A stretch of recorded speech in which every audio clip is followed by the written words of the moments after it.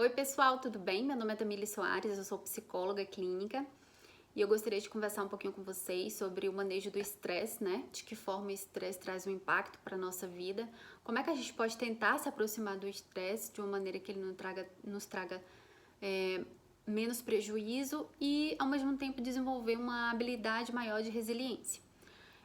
Na realidade, assim, coisas que talvez seja importante você se questionar é se você se considera uma pessoa estressada e ao mesmo tempo como que você lida com as situações normalmente do dia a dia.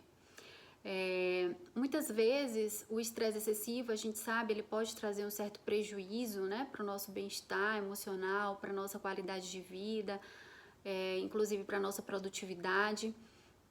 E por isso muitas pessoas normalmente buscam ajuda, né, psicológica, porque percebem um comprometimento do estresse tanto na vida pessoal, né, quanto na vida profissional.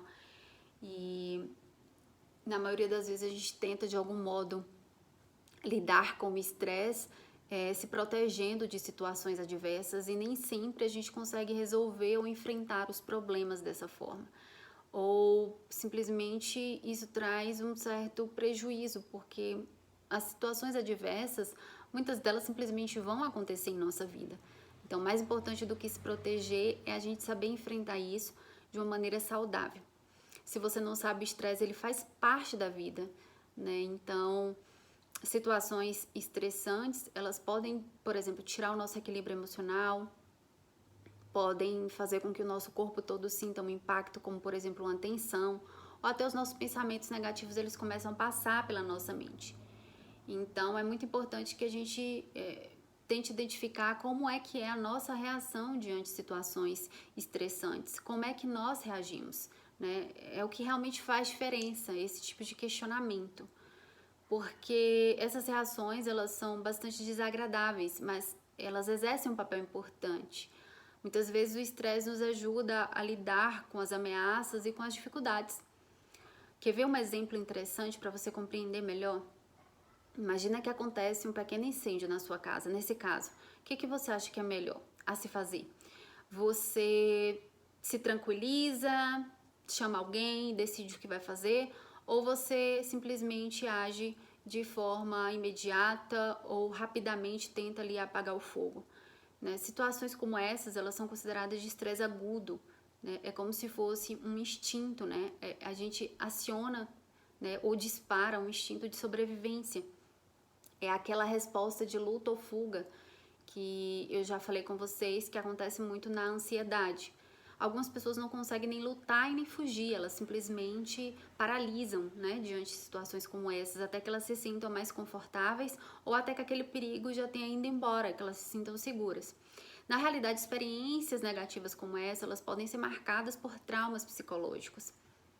É óbvio que no cotidiano, né, na nossa vida, normalmente a gente não lida com um estresse tão intenso e tão traumático assim. Mas é importante trazer aqui que situações de estresse diário, constante, de diversos tipos, podem ser considerados prejudiciais. E eles nascem, por exemplo, de exigências, de cobranças internas, de pressão, né, de incertezas, de perdas. E tudo isso tem relação com as cobranças no ambiente de trabalho, com a pressão do dia a dia, com alguém na família que se encontra adoecido, a perda de alguém na família, a falta de dinheiro, problemas no relacionamento ou na vida conjugal. Enfim, são diversas situações que podem levar a um comprometimento maior do estresse, que é o que a gente chama de estresse crônico, né? Então, o estresse crônico, ele é uma demanda do dia a dia e que traz já um comprometimento tanto na saúde emocional quanto na saúde física também.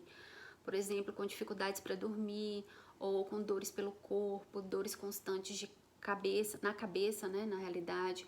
Então, situações como essas, a gente precisa parar para refletir como é que a gente está reagindo diante do estresse, para que a gente possa lidar melhor com isso. É importante a gente aprender a ter resiliência, que é a nossa capacidade de lidar com as situações adversas, né? A gente conseguir se adaptar às mudanças, a gente aprender, inclusive, com as adversidades, né?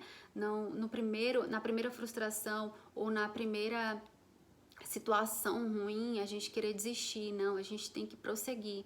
Isso é ser resiliente, isso é saber tolerar, compreender o contexto, não se julgar, né? E é importante também a gente passar por um processo de autoconhecimento. Você se conhecer melhor, isso vai ajudar bastante para que você consiga lidar melhor com o estresse. Então, são pequenas ações, são pequenas atitudes que fazem grande diferença. Óbvio, se você percebe que seu estresse, ele traz um certo comprometimento e que isso já é constante, já se tem muito tempo, não hesite em buscar ajuda de um profissional. Espero que essas dicas tenham te ajudado e que você consiga de algum modo se observar e se olhar de maneira mais autocompassiva e consiga manejar melhor o seu estresse.